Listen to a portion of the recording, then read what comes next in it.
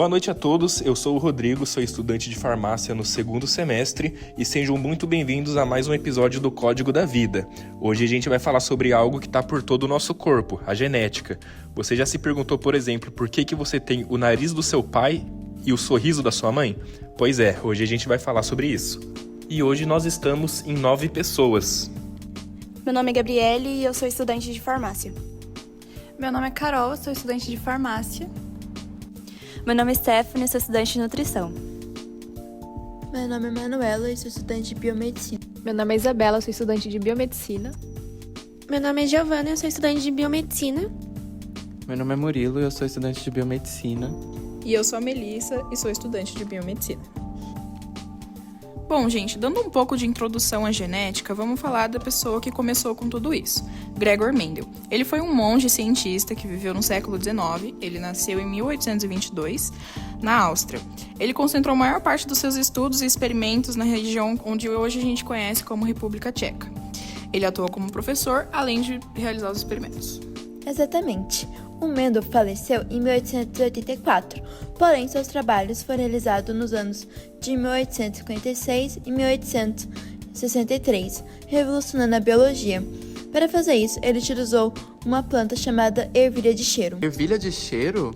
Exatamente. Ele escolheu as ervilhas porque elas são mais fáceis de cultivar, têm um ciclo de vida curto e, mais importante, elas têm características que são muito visíveis e têm um contraste alto, como uma semente amarela ou verde. Isso facilitou a contagem e análise para provar que a herança é feita por fatores discretos, que hoje chamamos de alelos, e não por uma mistura. Não foi Mendel que criou aquelas 3 leis? Mas não são duas?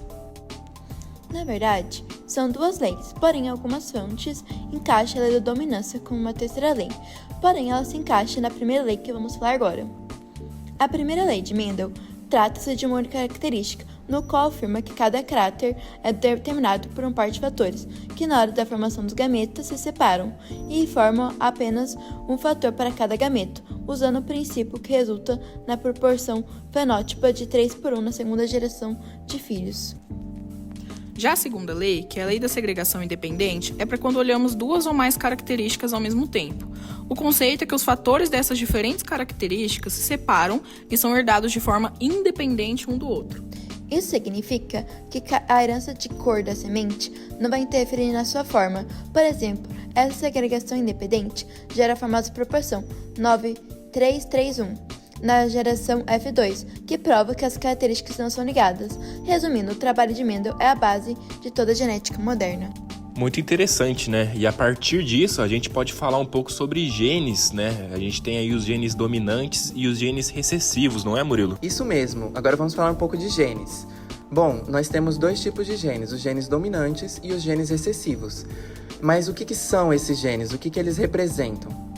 Os genes dominantes, eles aparecem mesmo com a presença de um alelo recessivo.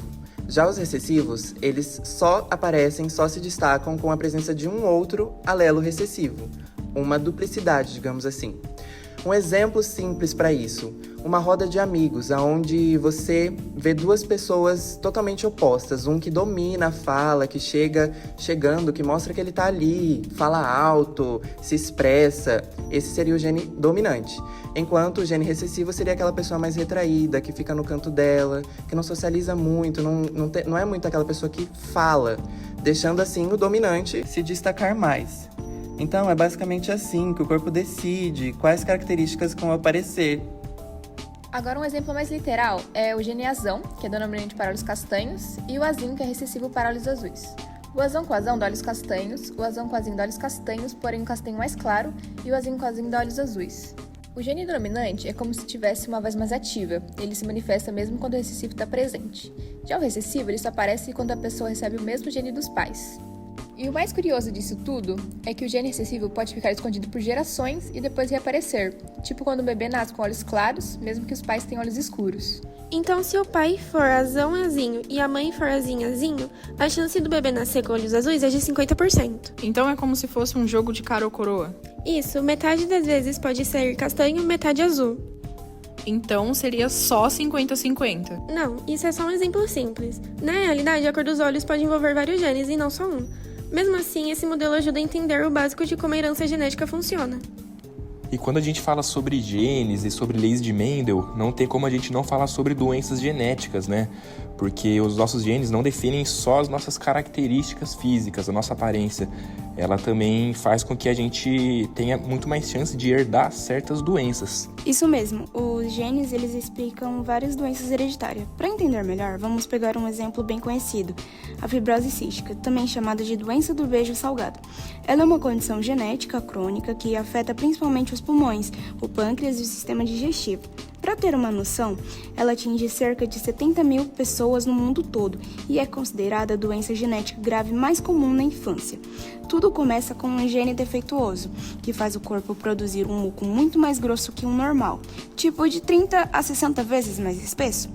E esse muco acaba acumulando bactérias e germes nas vias respiratórias, o que pode causar infecções, inflamações, pneumonia e bronquite. Ou seja, os pulmões sofrem bastante. E não para por aí. Esse muco também pode bloquear o trato digestivo e o pâncreas, impedindo que as enzimas digestivas cheguem até o intestino. Aí o corpo tem dificuldade para absorver os nutrientes dos alimentos, o que é essencial para o crescimento e para a saúde. Por isso, muita gente com fibrose cística precisa tomar enzimas digestivas juntos das refeições para ajudar na digestão e na nutrição. Tipo dar uma forcinha extra para o corpo fazer o que ele não consegue fazer sozinho. E os sintomas da fibrose cística, quais que seriam eles? Pois é, os sintomas da fibrose cística podem variar bastante, viu? Isso porque existe mais de 1000 tipos de mutações genéticas diferentes ligadas à doença. Mas, no geral, tudo está relacionado ao acúmulo desse muco mais espesso no corpo.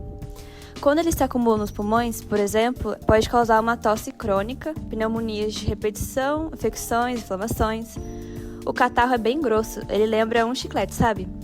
E quando o pâncreas também é afetado, o corpo tem muita dificuldade de absorver gorduras e nutrientes, o que pode gerar diarreia com odor bem forte, além de dificuldade para ganhar peso, crescer mesmo comendo bem. Entre os sintomas mais comuns estão o suor com sabor bem salgado, tosse persistente com catarro, infecções pulmonares frequentes, chiado no peito ou falta de ar, baixo ganho de peso e altura, diarreias, pólipos nasais e o chamado baquetamento digital, que é quando as pontas dos dedos ficam mais arredondadas. E quanto ao diagnóstico dessa doença, como que um médico ele sabe, consegue chegar na conclusão de que o paciente está com a fibrose cística? Então, ele pode ser feito ainda na infância pelo teste do pezinho e confirmado com exames genéticos ou o teste do suor.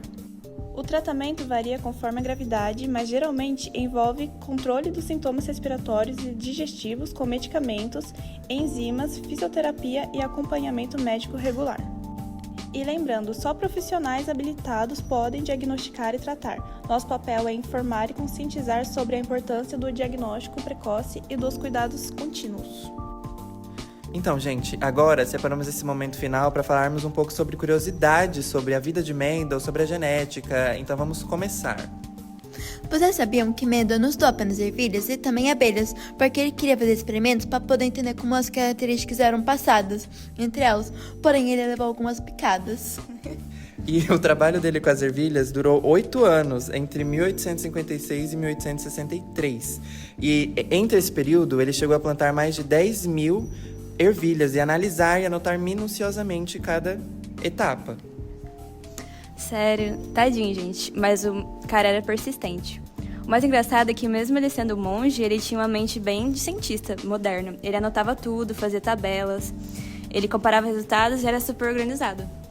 Não, e o mais doido é que ninguém acreditava nele na época, né? Os cientistas achavam que ele era meio maluco com essa história de fator que passava de geração em geração. Só depois que ele morreu que reconheceram os estudos dele. E falando em herança genética, vocês sabiam que até as coisas como, por exemplo, o formato do lóbulo da orelha e até a capacidade da gente enrolar a língua são herdadas? Sim, e também a cor dos olhos, tipo sanguínea e até a predisposição para certas doenças. Tudo vem dessa combinação de genes que a gente ganha dos pais. E o mais legal é que mesmo com tudo isso, cada pessoa é única. São bilhões de combinações possíveis. Mendel com certeza ficaria impressionado se soubesse o quanto os genes explicam e o quanto ainda surpreendem a gente.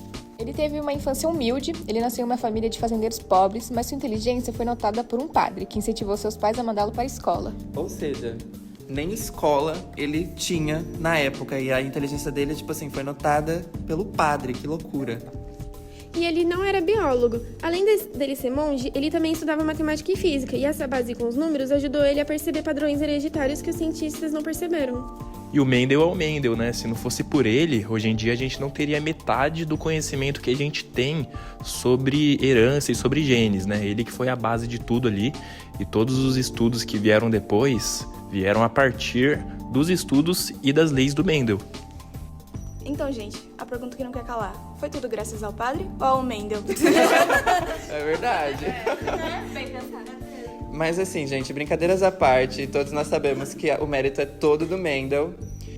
Então é isso, gente. Encerramos esse episódio de Código da Vida por aqui. Espero que vocês tenham gostado e até a próxima.